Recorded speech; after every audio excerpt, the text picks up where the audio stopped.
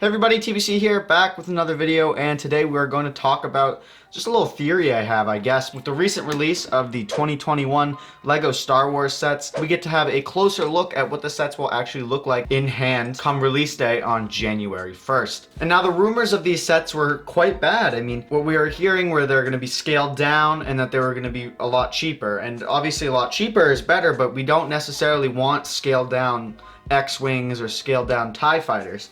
And now what we definitely know is that the TIE Fighter is very scaled down. The wings are kind of shortened like this. The new X-Wing was something that really shocked me when I saw the official images.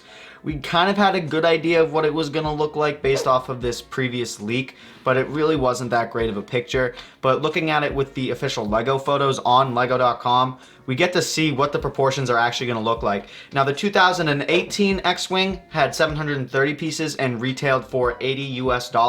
This one has 490-ish pieces and retails for $50. So you would think, oh, they're going to scale it down. But looking at it, it's not scaled down at all. It's actually the exact same size. The wings are the same white wedge plate that they've used since 2006, I think. Now, where they did scale it down a little bit was the nose. The 2018 X-Wing, starting from the front of the cockpit up until the tip of the nose, is 18 studs long. This new version is 16, so we're only shaving off 2 studs. By shaving off 2 studs, we're taking $30 off of the price tag. We still get 4 minifigures, and in my opinion, they're way better than the minifigures that we got for the 2018 X-Wing. The General Doduna and Princess Leia are absolutely phenomenal minifigures, and we can now get an Episode 4 Leia in a cheap set. So it really doesn't look like there are any losses when it comes to this X-Wing. The wings are a little bit thinner, but that just adds to the whole look of it. It's a little bit sleeker. I think that they went a little bit too big on the 2018 X-Wing, in my opinion. Where the piece count really drops is just unnecessary details. You can see a little bit on the sides of the wing that there are some detailing, and then also on the side of the cockpit there's an effort to make it more angular, but with this one there really isn't. Now obviously I can't have a really good or strong opinion on the set until I have it in hand, but looking at it, it just seems like a good deal. It looks like they just said, you know what, we can sacrifice some minor details on about 2 studs off of the front of the nose and get it for $30 cheaper. I really don't see any losses here. We still get 4 great minifigures in this set. And for $50, that's not bad. You can really start building your X-Wing fleet and stuff like that. So this may be a sign that LEGO is going back to their roots in like 2006, 2012, where it's not super detailed and it's cheaper, but you still get the size there. And that's something that a lot of people miss about old LEGO, especially in the 80s and 90s. If you look at castle sets, you basically get huge base plates in sets for like 50 bucks. You only get like 200 pieces, but you get really big substantial pieces, and it feels like it's worth $50.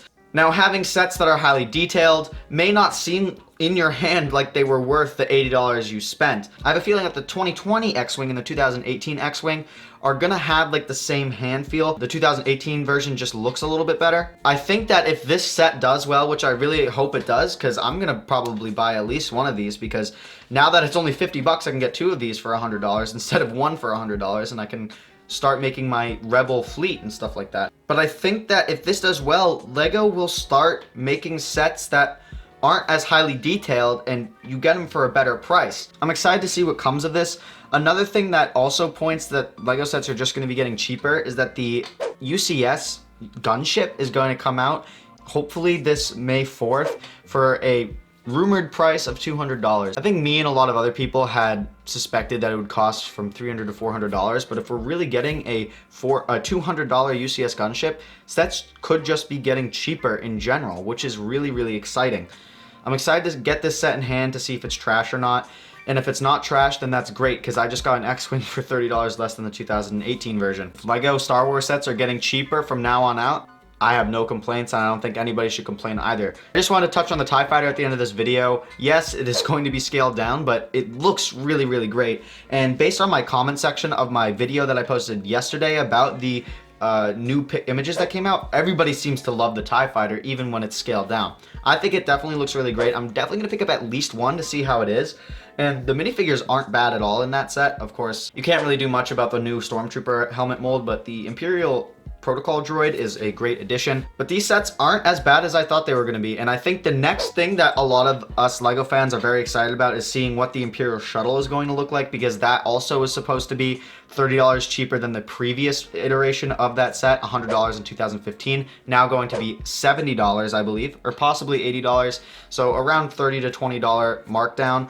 And I'm excited to see what that is going to look like. If they can achieve the same thing that they achieved with this X-Wing, in that they just kind of bring down the details a little bit compared to the last iteration, but still keep the same size and general footprint, I think it's going to do insanely well.